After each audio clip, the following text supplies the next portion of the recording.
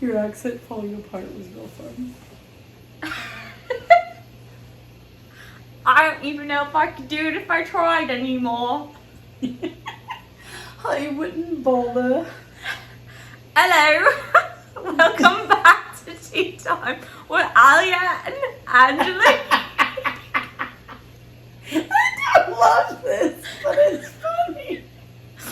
So hi, welcome back to Tea Time with Allie and Angelique. We are so glad you're here. It's too bad you couldn't have been with us for the last minute because it was funny. I mean, if you want to put it up, I don't care. Nah, it'll be fine. Today we're gonna talk about control. And we're gonna kind of try to talk about it in a sense of like us trying to control our own lives. Kit, you just moved the camera. Sorry guys, our cats are fat. Kit, leave it alone. It's in the living room every week. But it's a good scratcher apparently. Go use the coffee table, you butthead. Alright, anyway, we're gonna kind of talk about it in the sense of like us trying to control our own lives. yeah, and how that never works. Yeah. Never, not one time. Not even once at the beginning. You're definitely crooked because you're like almost out of the frame and I'm like most of the frame. I don't know if we're crooked, just off-centered. Sure. It'll be okay. It'll be fine. Anyway. So, I don't know, I was thinking about it, earlier, not this week, it was last week. Mm-hmm. But there was like a point where there's just something that I got so irritated with. Because I was like, I am so tired of being micromanaged. And then I was kind of thinking about it in terms of like God, right? Like as Catholics, we have rules, and that's a lot of people's reasons. Like all of our rules are reasons as to why people don't want to be Catholic anymore. And how it's not, I mean, that's not the only reason that people don't want to be Catholic anymore, but it's a big one. And so like how it's not, like it is control, like we give up control of ourselves in order to follow Christ. Yes. And people are like, that's not free, you're not free. You don't have free will if you're doing that. But like it's an active choice to follow these rules. Yeah, because I totally have the free will not to do what I'm doing. But I also have the free will to choose to do the right thing. Yeah, I have the free will to say, I'm not doing that. And she does, 80% of the time. Not when it comes to church stuff. No, it was a joke about life. Oh, okay, good. I was like, excuse me. No, I'm not calling you out on I that. try to follow the tenets of the church. To the best of my ability. I try to not sin, but I do because I'm a human. But anyway. Humans. So Not like, excellent. thank you. I don't know, I'm sorry. Wayne's World. Wait, where? Party time. Excellent. Yeah. Yeah, I know what Humans. she's talking about. Anyway, but Sorry. This episode's getting away from us already. yeah. No bueno, honestly. Anyway, so we were talking about control, and I think one of the, like when I was in counseling for my anxiety, my counselor told me that I'm a perfectionist. Who's not? And I came to realize that like being a perfectionist is you needing to be in control of every single little thing. Like, I don't use cruise control in my car because I think it's me not being able to control part of the car. I still don't do that, but mostly because I don't know how. You're a mess. My dad taught me in his car that I took my driver's test in, and I just never learned in other cars. So at this point, I'm like, now it's like I just don't care to know. I do fine. I like cruise control because my feet have a mind of their own, and sometimes I go too fast if I don't tell my car to set the time. Yeah, there was a point where I was driving back from my sister's house this Monday, and I was going like 90 in a 75 because I didn't realize how fast I was going. And when you're just on the road on like it was like a 11-hour drive with stops, like you're kind of just going, you're just chugging along and don't care. Yeah. But like that's just an example of me trying to control like these certain little things in my life that like really don't need to be controlled. And I think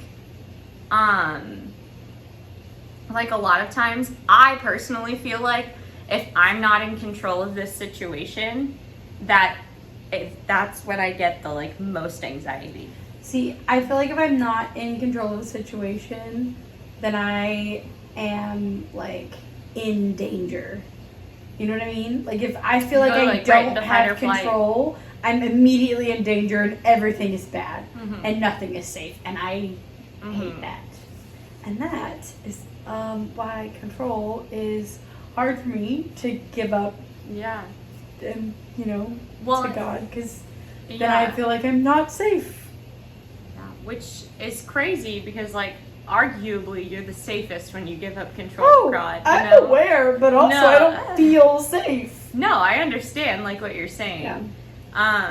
Yeah, but like control is one of those things where it's just you don't really. I feel like it's one of those things too that it's so easy to not realize that you're doing, that you're trying to like be a control freak and take advantage of the situation, and be like, I can take charge of this. And I do very often just take charge. Yeah, it's a problem. Well, although sometimes it's helpful. I think one of my biggest like I'm not in control is whenever I'm like running late for somewhere. Like if I'm not 5 minutes early at the like latest, then I am not in control of this situation.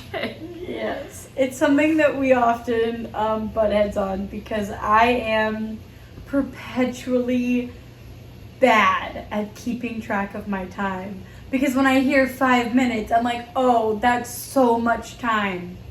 It's not enough time. We've already talked for 8 minutes. I know. But like to me, in my head, like 5 minutes is so much time. I've got so much time. And I don't have the time that I think I do. And so then I get into this thing where I'm like, oh, I have time, it's fine. And I don't have the time. And then Allie is mad at me because I'm making us late. Yeah. Because I can't work time. Typically late because we actually get there on time. But being on time is late. Not in my world. See, so when I ran cross country, my cross country coach had this saying, if you're on time, if you're early, you're on time. If you're on time, you're late. If you're late, you're rude. And anytime anybody was late, we had to plank for however late they were. Yeah, so you've just been conditioned to think that, well, that's a different animal altogether.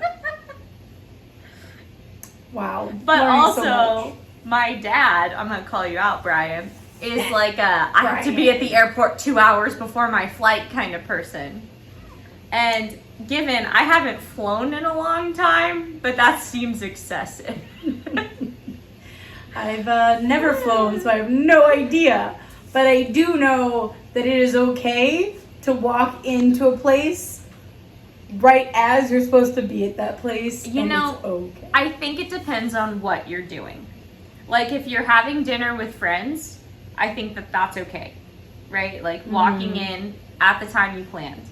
But like if you have a meeting, with like let's say we're both teachers. Well, you're not a teacher anymore. I'm an administrator. You're an administrator now. But let's say you had a meeting with a parent, right?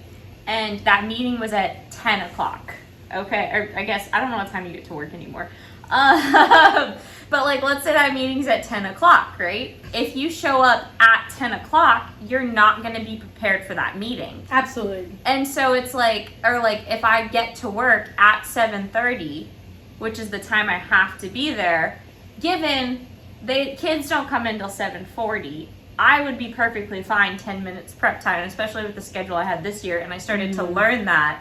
it's like one of those things where I have to be there early before I learn the schedule and the patterns and my patterns personally. So like with my job, I have to feel like I have to be there early in order to prep for the whole day.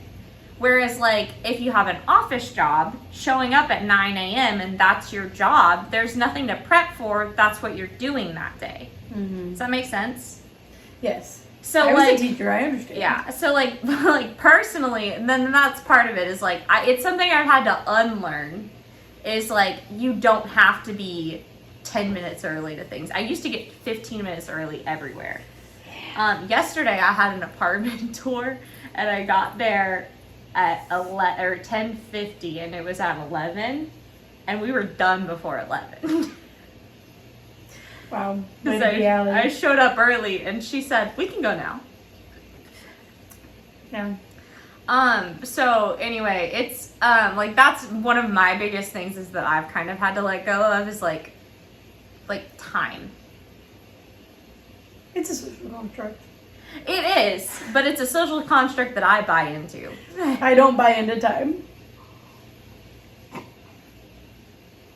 But and I'm gonna let you marinate on that back to control. Control. Yeah. Those are things that like they're and like there's like a lot of things that like just are out of our control. Like sometimes I look at the state of the world and I go like there is nothing I can do about this, but I want to control it all. In high school, I used to tell people, Allie for president. I can't be president yet. I'm not 35. Darn. Yeah, I know. I don't think I'd want to be president, though. Oh, no. No. If you looked at the pictures of, like, before they enter the White House and after they enter the White House, they all look haggard at the end. Well, and that's another really good point. Is like being in control of a whole country. It's so stressful. Has got to be so. Like think about all the little things. Be the hardest job that you have to think about on a daily basis. That are like, okay, this is things I can control. Sorry, I did it. You know, but then if you're the president, you have to think about not only your daily life and what you control in your own daily life, but you have to think about what's going to be best for the people of your country's daily life, you know? Yeah, I do that like super small scale. Yeah. Yeah, I work. I'm like half in control. Half control. Yeah. And it's super stressful and I come home and I'm exhausted. Yeah. I couldn't imagine being in charge of the whole country. Well, and it's like I get put in charge of like this year was 12 5-year-olds, 5 goes turning 6-year-olds, and like that's one thing that I'm just like people trusted me to do that. And I miss when all I had to control was 15 3-year-olds. Yeah, Kit, I'm gonna kick you. Not really. I'm not an animal abuser. Shoot. Shoot. I'm not trying to pet you. Go away. All you have to do is like jump at her. No. Wow. Nothing. Sometimes she's the weirdest cat because sometimes if you walk past her, she goes, and then other times you're literally trying to get her to go away and she will not go away. The other day I sneezed and she was sitting on the couch with me and she was across the room before I even like opened my eyes back up from a sneeze. Yeah, she's a weirdo. She's a weird cat. So anyway, going back to like in my classroom, there are things that are definitely out of my control. Like 100%. If a kid says something they're not supposed to, I can't control what that kid says. I can take measures to prevent it from happening again. But it kind of has to happen the first time. But, like, I mean, yeah, there's things that they know they're not supposed to say to each other. Like, you don't call your friends stupid. You don't tell them to shut up. And if they ultimately make the choice to do one of those things, they're going to have a negative consequence for it. But it's like, you can't just sit there and go like, why would you, you can't stop them from doing these things. You know, like they're going to happen. And like kids are always testing boundaries. All day long. Yeah, that's all they do is test boundaries. And so it's like those things are things that I know I can't control. Things I can control are, you know, what I eat every day, you know? If I eat today. That's one of mine I'm working on. Eating. You know, like, oh, should I clean this up now or wait till tomorrow? They're all choices that we make throughout the day that we can control. And so like focusing on the things that we can control kind of helps us better, like, you know, pray about the things we can't control. Because there are so many things we can't control. We can't control, like, what's something that like you really want to control? How other people drive. Please, like, use your blinkers. It makes me so crazy. I can't control that. You know, makes me crazy. Can't control that. It's funny because before I started dating my boyfriend, I think I was pretty lenient on when I used my blinker and didn't. Like, I never used it in the parking lot. I always did. If people weren't around, I just didn't turn it on. And like, Angelique has always used her blinker in the parking lot. I am religiously a blinker user. And my boyfriend uses his blinker for everything. He'll be pulling off into the street and he will turn his blinker on from being parked in the street. And I think just like I started doing that and I went, who is this? Someone I appreciate driving. I hate not knowing what other people are gonna do. Well, that's the scariest part of driving. If I'm on a major road and like people are around, I'm gonna use my blinker. But if I don't see anybody, I did see a point. I guess that's fair.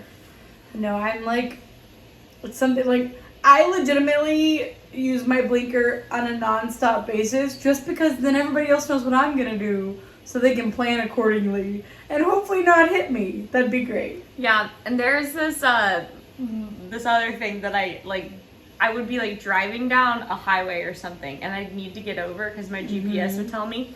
I'd be like, I need to get over, but I wouldn't turn my blinker on until I'm like actually ready to get into the lane, like when I see a space. And my boyfriend pointed out, he's like, Allie, you don't turn your blinker on. They don't know you need over. And I'm like, what are you talking about? They'll be aware that you want space, and they'll either speed up or slow down. Yeah, exactly. You're a mess. I'm a much better driver than I used to. Anyway, but yeah, no, it's so like hard because like I'm so anxious someone's gonna hit me with their car while I'm in my car, but I can't do anything to stop them other than tell them with my blinker what my plans are and hope for the best. Well, and I think for me driving, one of the things that like really just like before I got hit by the semi truck, I already had to like, I can control myself on the road, but I can't control other people. So no, it doesn't matter how safe I am. Can't stop anybody else. If somebody's gonna rear end you, they're gonna rear end you. And so like, and then like after getting hit by the semi truck, I was like, proven right. That's not funny, but it's a little bit funny. It's funny now. Yeah, like just small things like that. Like I can't control other drivers. Why do I think I can control God? Why do I want to try? I don't know. I shouldn't. So, he knows better than me. Something you're willing to share. What's one thing you wish you could control in your own life that you know you can't?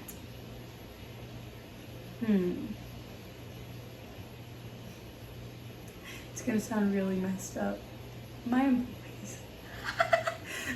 like their clock ins and outs and they're coming on time and they're being in their classroom when we need them in the classroom. Like I wish I could control like everybody coming exactly when I had them scheduled to be there, because that would make my life so much easier. But I can't control it and it's super ridiculous. So I'm aware of the oxymoron that I am late to everything and my employees being late makes me crazy. Don't point it out. I've already seen it. I've already heard it. I'm acknowledging it. But it's so hard when I'm like, okay, I need you to clock out at 1:30 and clock back in at 2. And then they come in at like 2:02. Because then the person that they're supposed to be relieved was supposed to be leave at 2 to go somewhere else, and then they actually don't leave until 2:05, because it takes like 2 or 3 minutes to get into a place and get settled in a place so that somebody else can leave. And then by the time my lunch breaks are over, My last lunch break ends 17 minutes after it was supposed to be over because everybody took just a couple more minutes than they were supposed to take. And it just makes me crazy. Because can't we all just do it the right way? No. Such a weird thing. I just went on a tangent. I'm so sorry, everybody else. I hope your employees don't watch this. You know what? Angelique's like, I hope they do. It's one of the things we talked about in our staff meeting. That, like, it would be really helpful for them to be where they're supposed to be at their scheduled time to be there. Because if everybody is where they're supposed to be at the scheduled time they're supposed to be there, then the whole building runs more smoothly. Because my whole job is based on ratios, and I have to have a certain number of teachers to students. And when teachers are late, then other teachers have to step in, and then I have other classes that are lacking the teachers are supposed to have because this one class needs teachers more. And it's really frustrating. But it's fine. Because I can't control other people. I can control the fact that I end up in classrooms all the time. Fair enough. I'm aware and I'm there. It's just a little stressful. Yep. Anyway, what is something that you wish you can control that you know you can't, but you wish you could? The timing of things. Well, because, like, I feel like if you're a young, spry little 20-year-old, you always sit there and you plan out, like, everything. You're like, I'm going to be married by this 24 in my year. And I'm going to have my first baby by 25 and first, you know. I mean, I was convinced I was going to be married at 26. My first baby at 28. Yeah. Coming up on 30 super quick. And that is not the life I lead. Yeah. And so, like, it's one of those things where you kind of just, like, as the years pass on, you're sitting there going, man, I wish I could have controlled the time that certain things happen. But then you kind of sit there and you think about, like, the growth that you had as a person. And, like, during that time that you thought you were going to do stuff? Yeah, like, had those things not happened to me, I wouldn't be the person that I am now. And I like who I am now. Yeah. But it would have been nice if I could have been who I thought I was going to be. Yeah, and so... Let's keep it clear. Sorry. So I think, like, yeah, I wish I could have controlled the timing, but I also understand that, like, there are certain things that I needed to go through in order to be... in a certain order. Yes, exactly. So, like, let's say I had gotten married at 24 and had a baby by 25. That sounds crazy now. It's crazy to think that you were like, I'm going to have a baby at 25. Yeah. Wow. And here's the thing. Had you asked me when I was, like, 17, I would have said, oh, I'm going to be married by 20. Wow. Yeah. No, 2022. I was like, I'm going to be married by 2022. And, like, then I was like, okay, maybe 24. I always planned it a little bit later, but I had always planned, not to overshare my childhood dreams, but I had always planned to go to college and then medical school and then do 2 years of residency, get married, and then become a full-fledged doctor, and then have my first baby. I did zero of those things. Zero of those things were done. Yeah. Because I thought I wanted to be something that I realize now I never would have wanted. Unironically, I thought I was going to college for my MRS degree. Oh, man. MRS would have been nice. It would have been nice. I would not be who I am now. Exactly. Had I MRS'd it. Yeah, that's the thing, is, like, I think about often, like, the person that I was when I graduated college and the person that I've become since then. And, like, I wouldn't be compatible with the person I'm with now had I been the person you were then. I were, like, and he's younger than me by 4 years. So, like, had I been his current age, like, and just graduating at the same time, I would not be me. That's the thing. It's like I wouldn't be me.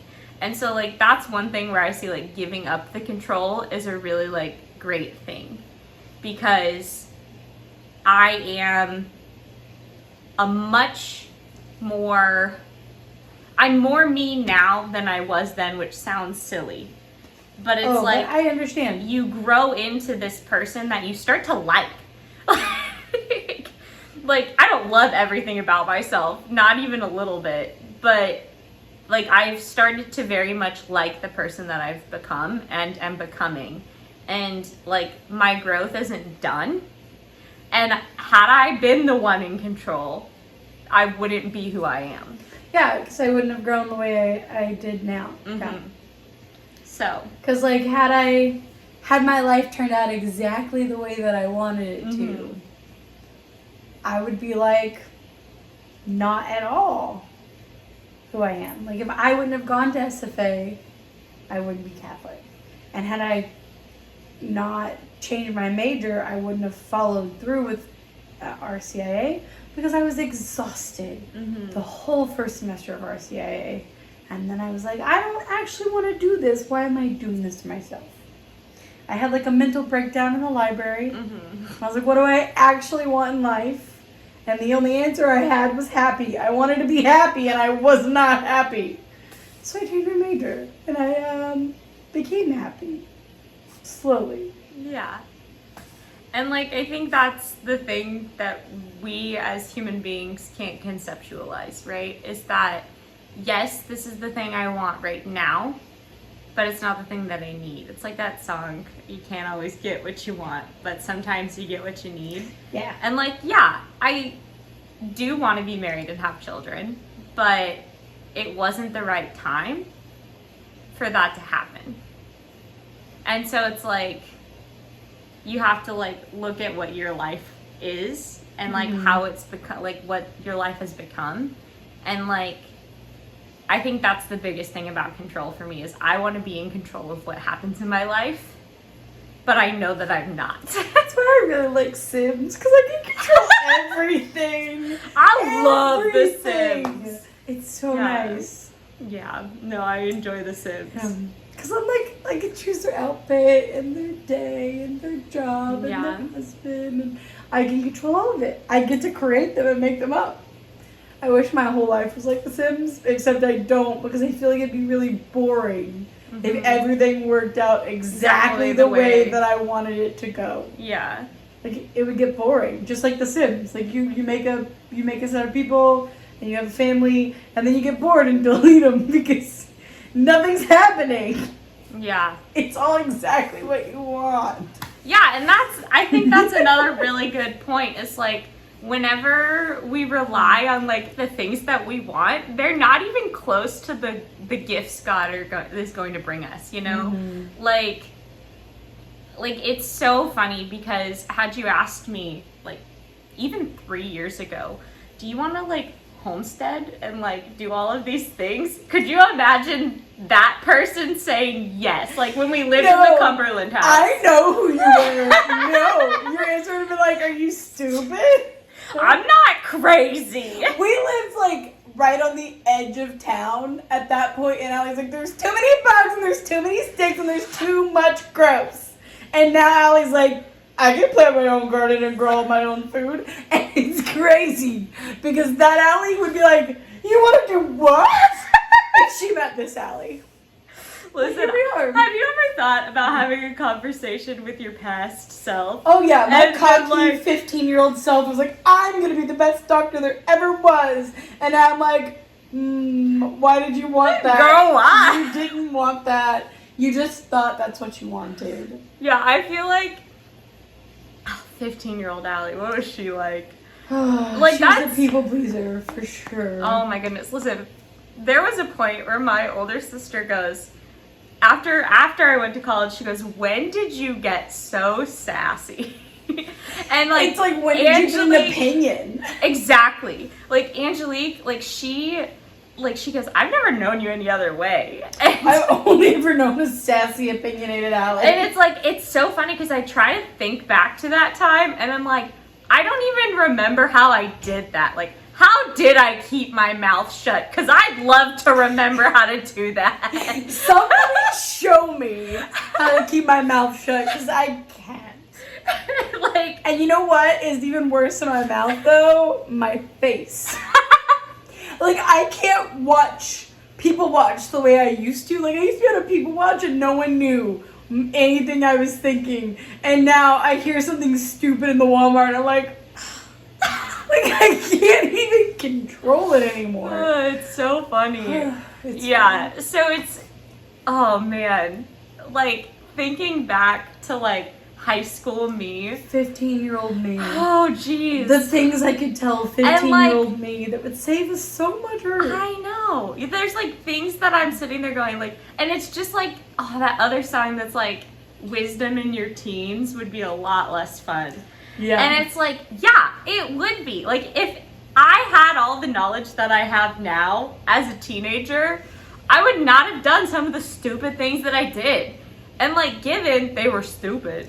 So stupid. But it's like... But worth it in that moment to learn the lesson that came with it. Yeah. And so it's like... Sorry if you guys get motion sick. Yeah, it's a roller coaster today. It's been a movement. But it's, yeah, so like, it's when you give that control up that you're like, and honestly, when you give the control of like what happens in your life up to God, you gain the most freedom. Yeah, because I honestly think in choosing to change my major, I was like, I have no plans. I have no future. I don't know what's going to happen. I legitimately gave up so much control over my life that I thought I had. And I feel like that's when I grew the most. Like, when I made that decision, I went from, like, curious about Catholicism to full-fledged in. Yeah. And baptized within a couple of months. And, like, who I am now would not exist if who I was then persevered through being unreasonably unhappy. Yeah. I used to cry all the time. Because I was just so miserable. And now I'm like, man, who was that person? Yeah. She was crazy. Well, like, for me, I think one of the most significant, like, giving up control moments was when I decided to leave my job last year. Not this past school year, but the one before it, I guess. Wow, it's been a year. It's been a full year. That's crazy. But, so, like, I decided to leave my first teaching job. I taught there for 4 years, and I decided to leave, and like giving up that like security of having a job, I think was the hardest part of it. But like, and like then like not only giving up the security, but I moved from a public school to a private school. And if you don't know anything about teacher money, when you go to private, you get even less money. And like, given I have a master's degree, so it wasn't like a huge difference, but it was still like a difference. But like the thing is like the fruit from it is like I have less students. I get to teach faith. I get to teach like, and like it's so much more centered around the kids and less around like the testing and the like, this is where they need to be. Like they learned something. I think is the biggest thing. And like my kids had different needs than my partner teacher's kids had. And so like giving up that control, I got a little bit more control back actually, which is nuts. Yeah. And we have talked how that happens. A lot this video. We have, and we've talked very little about control actually. Yeah. So let's go main points of control. Give it up. Give it up. It's not worth it. It's not worth trying to be in charge because give up the things. So much more comes out of it once you let it go. Give up the things that are like not within your control though. Don't like be like don't I'm not gonna feed myself or clothe myself or home myself. Yeah, like don't just like give up everything. I can do nothing. Don't be SpongeBob and Patrick waiting on the magic conch. Like, don't do that. Yeah, so, like, give up the control of the things that you know are not within your control. So, like... And if you need help knowing what's not in your control, you can message us. Pray about it. Yeah. Message us. Message us. You can pray about it. Ask one of your best friends. Like, find a priest. Say, hey, like, I'm having this problem with this. Is this within my control or is this not within my control? Because sometimes there are gray areas. And like there are probably things in a lot of situations where you can like, you could do something a little differently that might change outcomes, but it's not going to completely change the whole situation. Like you can make the situation better, but maybe not like a great situation. Yeah. So like that's an important thing to remember too, is like little changes might help, but it doesn't mean to like completely let it all go. Does that make sense? Yes. I mean, I followed, but also I'm in the same headspace as you. Like if you're struggling to let something go, the best thing to do is adoration. Sit with God, tell him what you can't let go, and let him show you why you should. Because I found that in my unreasonable thoughts of, yeah, my future is not going to be what I want it to be, but I could still get married by 26. And I legitimately focused my whole attention on getting married for like 2 years of my college. But there's nobody at college that I was called to be with. I'm aware of that. But I was so trying to force it that like I tried to make it happen out of nothing, and you can't live your life that way. And now I'm almost 30. I'm not married. I'm not dating currently. And I'm okay with, I'm just either not meant to marry, and that's okay, or I'm going to get married a little later than I ever anticipated, and that's okay too. And another thing to say about like dating as a whole, we have a whole episode on the podcast you could go listen to. Like with that, there is a little bit of control that you do have to give up.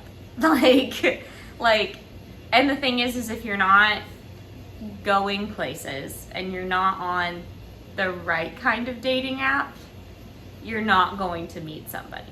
And I'm not saying go to the bar or go to the club. I'm saying like go to church events, go to the park. I mean, maybe that might not be the best place to meet somebody, but like coffee shops, go to places that make you happy to find somebody else who's finding those places. Here's the thing I want you to think about. If you don't want a partner going to like the bar every night or the club every night or every weekend or doing something that you don't like, don't go there yourself, because like you're probably not going to meet a person that you're going to want to date at a place that you don't want them at. Mm-hmm. Like go to Lowe's. That was a joke. Look confused at Lowe's. You'll meet someone. Yeah. Now, will that be the someone for you?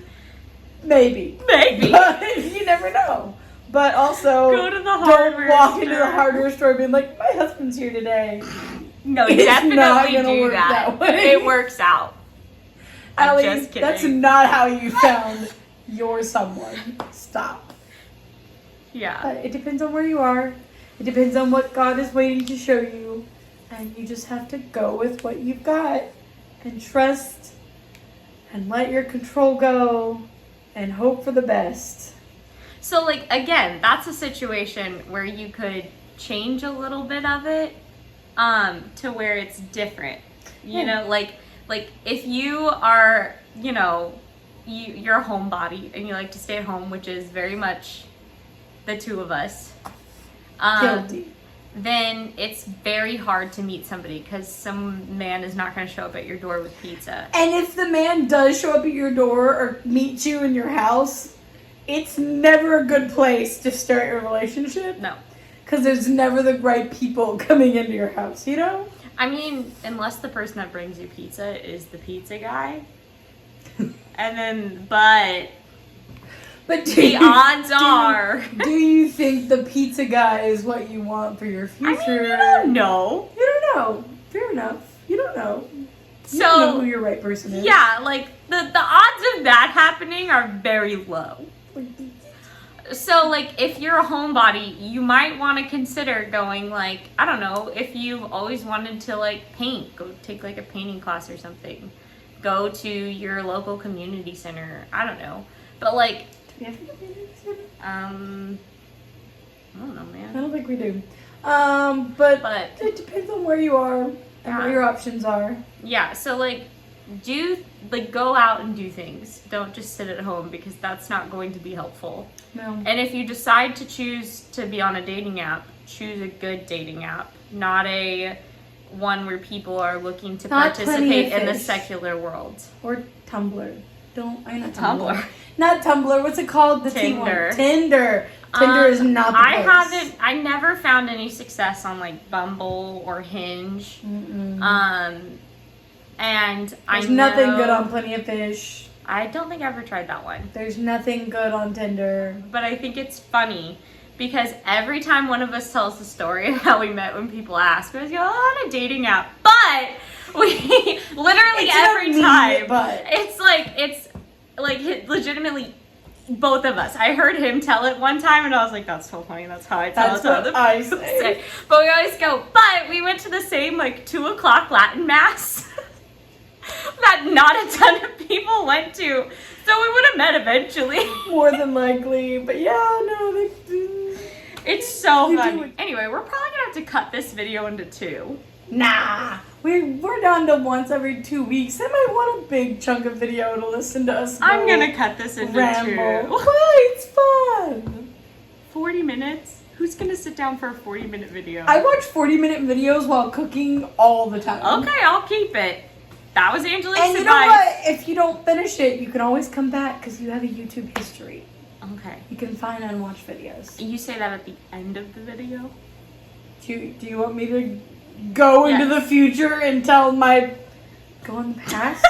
We've got to go back to the future! Back in time! Anyway, we need to end this video. If you have any more questions about control, feel free to ask us. We're here. Mm-hmm. We are not geniuses. If you want a second dating episode, let us know. We'll do another one. We'll talk some more about dating. We can tell funny stories about how bad we are at dating, if you really want that. Actually, that's what we'll do next week. That'd be really funny. 2 weeks from now. That'd be fun. Flop dating stories. If you have one that you want us to share, that would be really fun if you drop it in the comments. Yeah. You can do that. Yeah. But go ahead and like, subscribe, and ring the bell so you get notifications when we drop a video. My hair looks awful. I looked really rough this whole video. That's yikes. Red flag. Yikes. Like, subscribe, comment, ring the bell so you get notifications. Drop a comment if you have any video suggestions, anything you want to hear us talk about. I don't want to say we're out of ideas, but we're scraping the walls of the barrel. Just oh, this is a good idea, and hoping for the best. If you have any advice you want to give to anybody else who's struggling with control, drop it below. Somebody will be reading the comments. It could be us. It could be literally anybody else. Sometimes in long videos, I'll read comments just to, what do these people think? That'll be a fun thing to do. Don't forget to keep striving for lightness, and we will see you in 2 weeks' time with another video, probably about dating flops, because boy howdy do we have some. That sounds fun. Also, you gotta share this video with your friends because we want to be influencers. You forgot. I forgot. Allie wants to be a YouTube influencer, you guys, so make sure. Content creator is the proper term. Ew. I just dropped you down 3 pegs in my friendship list. Ouch. That was gross. Whatever, I'll replace you. You already have. Anyway, do your best, live your life, and we'll see you next week. Goodbye.